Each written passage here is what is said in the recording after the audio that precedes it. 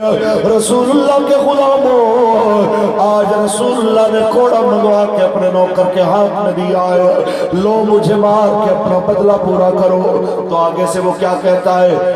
جی آپ نے پورا بدلہ دینا ہے تو پھر قمیض بھی اتار دیں، کیونکہ جب آپ نے مجھے مارا تھا میں اتنا غریب تھا، میں نے اس دن قمیض بھی نہیں پہنی ہوئی تھی۔ آپ کی اور میرے آقا مولا نے قمیض بھی اتار دی ہے۔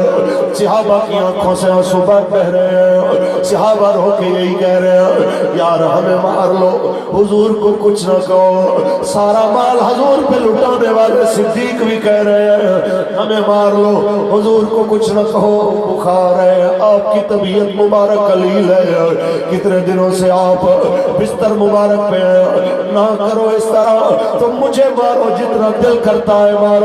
لیکن صحابی کہتے ہیں نہیں جی جناب بدلہ تو حضور سے ہوگا۔ حضرت عمر کہتے ہیں میں حاضر، حضرت عثمان و مولا علی کہتے ہیں میں حاضر، حسنین کریمین کہتے ہیں چاچا ہمیں مارو جتنا دل کرے مارو، لیکن ہمارے نانا جان کو کچھ نہ کہو۔ لیکن جناب عکاشہ کہتے ہیں بدلہ تو حضور سے ہوگا۔ اتنے میں قمیض مبارک اتاری جاتی ہے، آپ قمیض اتارتے ہیں، ایک بار بھی نہیں فرمایا کہ یار میرے غلاموں کے آگے میری قمیض اتروانے لگے ہو، میرے نوکروں کے آگے میری قمیض اتارنے کی بات کر رہے ہو۔ حضور نے مبارک قمیض اتاری تاکہ قیامت تک عدل انصاف اور خود احتسابی کا نظام دنیا کے سامنے پیش کیا جائے، ایسے مبارک قمیض اتاری۔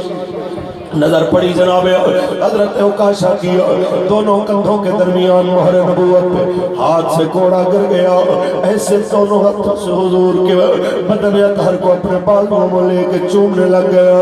یا رسول اللہ آپ کو مارنے والا میں کون ہوں؟ میں تو چاہ رہا تھا میرا بدن آپ کے بدن سے مس ہو جائے، لگ جائے، تاکہ جہنم کی آگ مجھ پہ بھی حرام ہو جائے۔